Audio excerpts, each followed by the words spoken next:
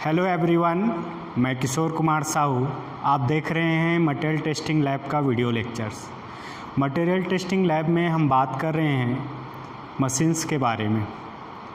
ऐसे मशीन्स जिसका यूज़ हम लोग मटेरियल की प्रॉपर्टी, खासकर मैकेनिकल प्रॉपर्टी को टेस्ट किया जाता है। लास्ट के लेक्चर में हमने स्प्रिंग टेस्टिंग मशीन के बारे में समझा था, जिसकी सहायता से स्प्रिंग की मॉडुलस ऑफ रिजिडिटी और स्टिफनेस को हम फाइंड आउट कर सकते हैं। आज के इस लेक्चर में हम लोग नेक्स्ट मशीन के बारे में समझेंगे, और आज जिस मशीन के बारे में हम समझने वाले हैं वो है टॉर्सन टेस्टिंग मशीन। ठीक है, मेरे पीछे जो मशीन रखी हुई है वो टॉर्सन टेस्टिंग मशीन है। ठीक है, तो टॉर्सन टेस्टिंग मशीन, तो हमारा आज का जो एक्सपेरिमेंटल ऑब्जेक्ट हो जाएगा study of torsion testing machine. हम इस मशीन के बारे में पहले समझेंगे, फिर इसमें नेक्स्ट के लेक्चर में देखेंगे किस तरीके से इस मशीन में टेस्ट किया जाता है, एक्सपेरिमेंट कैसे करते हैं। तो आज के इस लेक्चर में हम मशीन के सारे कंपोनेंट्स के बारे में समझेंगे, इस मशीन में किस तरीके से टेस्ट परफॉर्म किया जाता है उस प्रोसीजर के बारे में समझेंगे, और इस टेस्ट से रिलेटेड जो भी चीज़ें होंगी उसके बारे में इस लेक्चर में आज डिस्कस करेंगे। तो सबसे पहले हम डिस्कस करते हैं इस मशीन में हम क्या टेस्ट करते हैं और इसका कॉन्सेप्ट क्या है। थ्योरी ऑफ मशीन पहले हम समझते हैं। तो इस टॉर्सन टेस्टिंग मशीन में हम क्या टेस्ट करते हैं, तो कोई भी रॉड हो जिसमें टॉर्क लगा हो। टॉर्क मतलब आप समझ रहे हो, जब किसी रॉड को हम मरोड़ते हैं। फॉर एग्जांपल हमारे पास इस तरीके से कोई रॉड है, तो इसको जब हम मरोड़ेंगे इसमें टॉर्क अप्लाई होगा। तो बहुत सारे कंपोनेंट ऐसे होता है, जैसे शाफ्ट का एग्जांपल ले लीजिए, तो शाफ्ट में क्या लगता है, टॉर्क लगता है ना। तो जिसमें भी टॉर्क लग रहा हो और जिसके कारण उसमें ट्विस्ट आ रहा हो, ठीक है, तो ट्विस्ट आने के कारण उस मटेरियल में, उस शाफ्ट के मटेरियल में या इस स्पेसिमेन के मटेरियल में एक शियर स्ट्रेस पैदा होता है, जिसको हम टॉर्शनल शियर स्ट्रेस कहते हैं।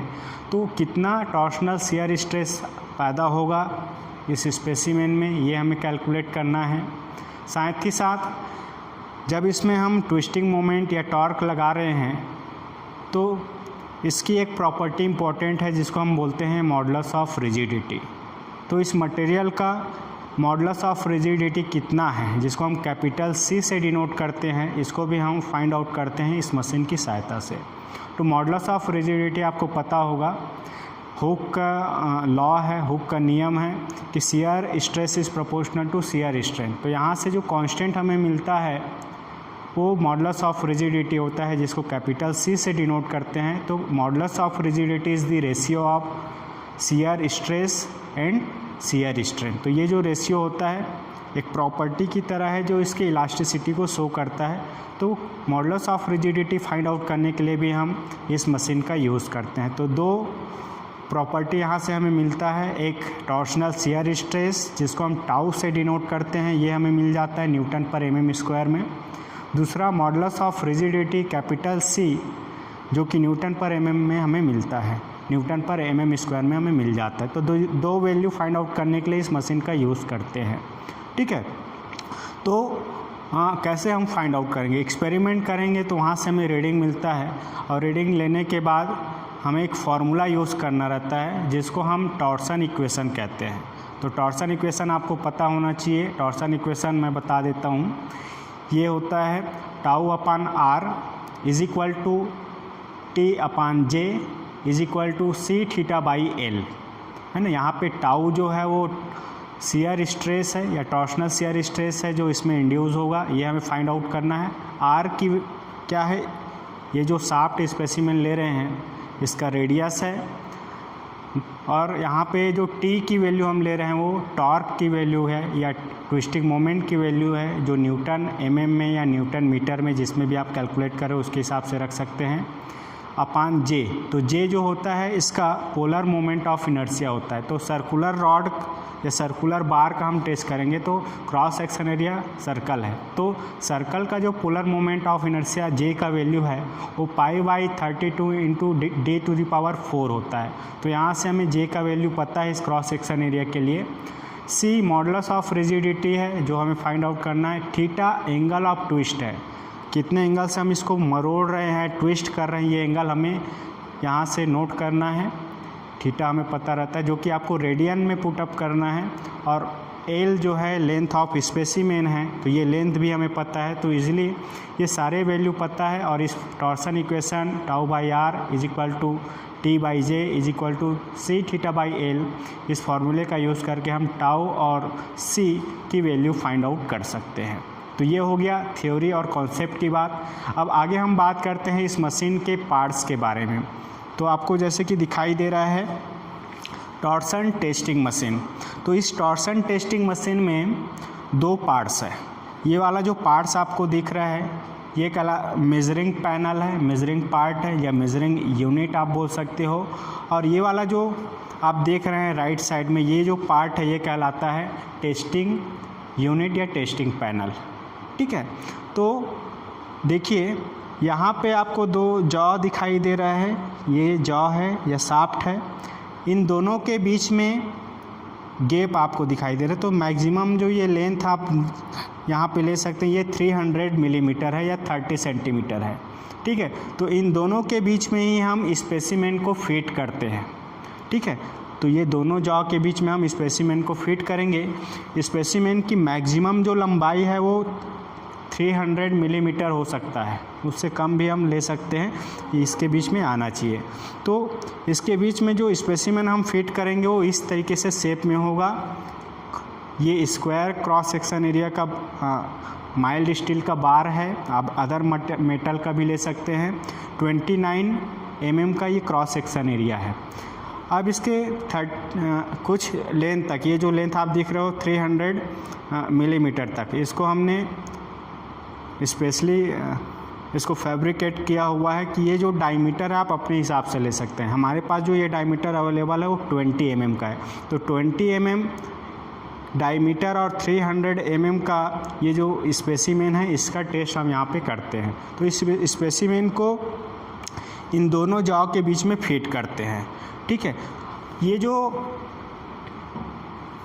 टेस्टिंग यूनिट है, ये जो टेस्टिंग यूनिट है ये बेड है, ये नीचे वाला जो पार्ट कहलाता है ये बेड कहलाता है। बेड के ऊपर ये गाइड वे है, और इस गाइड वे में ये जो टेस्टिंग यूनिट है वो स्लाइड रोल कर सकता है। रोलिंग करने के लिए यहाँ पे इस टेस्टिंग यूनिट में नीचे 4 बॉल बेयरिंग्स लगे हुए हैं, जिसकी सहायता से हम इसको according to length of the specimen adjust कर सकते हैं। ठीक है, तो ये टेस्टिंग यूनिट जो है उसको हम मूव करा सकते हैं इस तरीके से बेयरिंग की सहायता से, और ये स्पेसिमेन की कितनी लंबाई है इसके अकॉर्डिंग हम लोग उसको एडजस्ट करते हैं। ठीक है, तो ये जॉ और ये बेड और ये गाइड वे आपको समझ में आया होगा। ठीक है, अब बात करते हैं मेजरिंग यूनिट या मेजरिंग पैनल के बारे में। तो ये मेजरिंग पैनल है। इस पैनल में ये जो शाफ्ट कनेक्टेड है या जॉ कनेक्टेड है, या इसको आप चक भी बोल सकते हैं। ठीक है, ये चक जो कनेक्टेड है वो एक इलेक्ट्रॉनिक डिवाइस से कनेक्टेड है। पीछे की तरफ आप देखेंगे तो आपको एक, इधर आ जाइए आप, इस तरफ आप देखेंगे तो यहाँ पे एक इलेक्ट्रॉनिक डिवाइस लगा हुआ है। ये जो इलेक्ट्रॉनिक डिवाइस है ये कहलाता है इलेक्ट्रॉनिक टॉर्क ट्रांसड्यूसर, या टॉर्क मेजरमेंट के लिए ये सेंसर लगा हुआ है। ट्रांसड्यूसर इसको बोलते हैं, इलेक्ट्रॉनिक डिवाइस है। इस डिवाइस की सहायता से ही हम उस स्पेसिमेन में या उस शाफ्ट में कितना टॉर्क लग रहा है उसको डायरेक्ट रीडिंग के थ्रू हम लोग नोट कर लेते हैं। ठीक है, तो टॉर्क जब हम लगाएंगे या फोर्स लगाएंगे तो फोर्स के थ्रू कितना टॉर्क लग रहा है यहाँ पे हमें मिलेगा इस डिजिटल पैनल की सहायता से। यहाँ पे अभी आपको 0 दिखाई दे रहा है, ये आपको केजी मीटर में मिलेगा यूनिट यहाँ पे। उसको आप न्यूटन मिलीमीटर या न्यूटन मीटर में, जैसा आप कैलकुलेट करना चाहते हैं उसके अकॉर्डिंग इसको नोट कर सकते हैं। ठीक है, तो ये कितना फोर्स और कितना टॉर्क लगाएंगे तो टॉर्क की वैल्यू यहाँ से हमें मिलेगा। तो ये हो गया मेजरिंग पैनल। ठीक है, जहाँ से हमें टॉर्क की वैल्यू एक इलेक्ट्रॉनिक टॉर्क ट्रांसड्यूसर की सहायता से हमें मिल जाएगा। अब हम बात करते हैं टेस्टिंग यूनिट या टेस्टिंग पैनल, है ना। तो ये जो टेस्टिंग पैनल है ये जॉ और चक इससे कनेक्टेड है, और इस जॉ और या चक को हम रोटेट करते हैं, है ना। ये वाला जॉ जो मेजरिंग पैनल से कनेक्टेड है ये फिक्स रहता है। हम दूसरे तरफ के जॉ को रोटेट करेंगे, और रोटेट करेंगे तो स्पेसिमेन जो यहाँ पे लगा हुआ है उसमें टॉर्क एक्ट करेगा, ट्विस्टिंग मोमेंट एक्ट करेगा। अब इसको रोटेट कैसे करना है, तो रोटेट करने के लिए ये पूरा अरेंजमेंट यहाँ पे है। तो इसमें इलेक्ट्रिक मोटर 1/2 HP का यहाँ पे लगा हुआ है ना, जिसमें 415 वोल्ट की सप्लाई 3 फेस सप्लाई हम लोग प्रोवाइड करते। तो 3 फेस 415 वोल्ट का सप्लाई यहाँ से हम देते हैं, जो कि एक AC सप्लाई है, और उसी AC सप्लाई की सहायता से ये मोटर जो है वो रोटेट करता है। अब इस मोटर का जो RPM जो है बहुत ज़्यादा है, तो उस RPM को रिड्यूस करना है। तो रिड्यूस करने के लिए इसमें चैन ड्राइव का अरेंजमेंट है। यहाँ पे आप देखेंगे स्पॉकेट या स्पर गियर लगा हुआ है, इसमें चैन ड्राइव लगा हुआ है। तो इस चैन ड्राइव की सहायता से हम स्पीड को रिड्यूस करते हैं। तो ये स्पीड रिड्यूसर यहाँ पे अरेंजमेंट दिया हुआ है। अब ये जो 60 में स्पीड रिड्यूस हुआ है, उससे हमें इस चक को घुमाना है। तो यहाँ पे अंदर बेवल गियर का अरेंजमेंट है, जिसकी सहायता से इस चक को हम रोटेट करते हैं। तो इस तरीके से ये जॉ जो है इस इलेक्ट्रिक मोटर की सहायता से रोटेट किया जाता है। ठीक है। अब ये जो जॉ या चक रोटेट होता है वो दोनों ही डायरेक्शन में रोटेट हो सकता है, क्लॉकवाइज डायरेक्शन में भी, एंटी क्लॉकवाइज डायरेक्शन में भी। तो उसको कंट्रोल करने के लिए ये लीवर यहाँ पे दिया हुआ है, इस लीवर को हम ऑपरेट करेंगे। तो ये जो चक है वो क्लॉकवाइज और एंटी क्लॉकवाइज दोनों ही डायरेक्शन में रोटेट कर सकती है। जैसा आप रोटेट करना चाहो, जैसा आप ट्विस्टिंग मोमेंट देना चाहो, वैसा आप दे सकते हैं।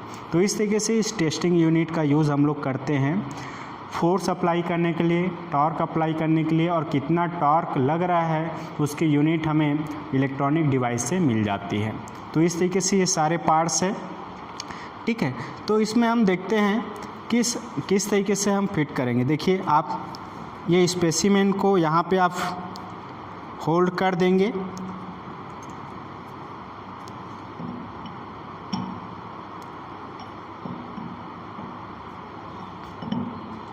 ठीक है। और ये स्पेसिमेन की लेंथ कितनी है उसके हिसाब से इस टेस्टिंग यूनिट को आप रोल कराएंगे। ठीक है। रोल कराने के बाद हम क्या करते हैं, इसको एलंकी का यूज़ करके इसको फिट किया जाता है। ठीक है। एलंकी की सहायता से इसको फिट करेंगे, और फिट करने के बाद क्या करते हैं, देखिए यहाँ पे आप देखेंगे इस चक में एक व्हील है जिसमें डिग्री लिखा हुआ है। 0 डिग्री पे अभी ये सेट है, ये इंडिकेटर। अब इसको हम रोटेट करेंगे स्पेसिमेन को फिट करने के बाद। तो ये देखिए, ये क्लॉकवाइज डायरेक्शन में रोटेट कर रहा है, 10 डिग्री रोटेट हो गया।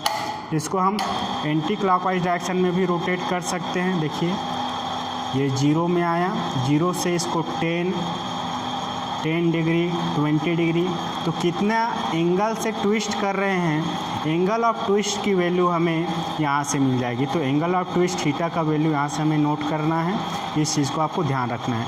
तो इस मशीन से हमें 2 रीडिंग मिलेगी, एक टॉर्क टी की वैल्यू जो हमें डिजिटल या इलेक्ट्रॉनिक डिवाइस से मिल जाएगा, दूसरा एंगल ऑफ ट्विस्ट की वैल्यू कि हम कितने एंगल से ट्विस्ट कर रहे हैं रॉड को, ये हमें मिलेगा इस चक में बने हुए रीडिंग से।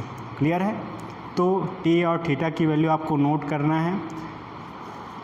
अब मैक्सिमम कितना आ रहा है शियर स्ट्रेस, इसके लिए आप टेस्ट करेंगे। तो इस स्पेसिमेन को अप टू ब्रेकिंग या ब्रेक होने तक उसको आपको ट्विस्ट करना है।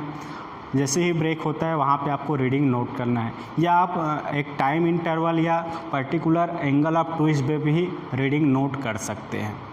ठीक है। तो रीडिंग नोट करने के बाद हमें टी और थीटा की वैल्यू मिलती है। फिर वहाँ से हम फार्मूला अप्लाई करेंगे, tau by R is equal to T by J is equal to C theta by L. तो टी और थीटा की वैल्यू पता है, एल जो कि इस स्पेसिमेन की लंबाई है ये हम मेज़र कर लेंगे, आर इसका रेडियस या डी इसका डायमीटर है तो ये भी हम मेज़र कर लेंगे। तो सभी वैल्यू हमारे पास अवेलेबल है। हम फार्मूला अप्लाई करेंगे टॉर्सन इक्वेशन, और टॉर्सन इक्वेशन अप्लाई करके टाउ और सी की वैल्यू फाइंड आउट कर लेंगे।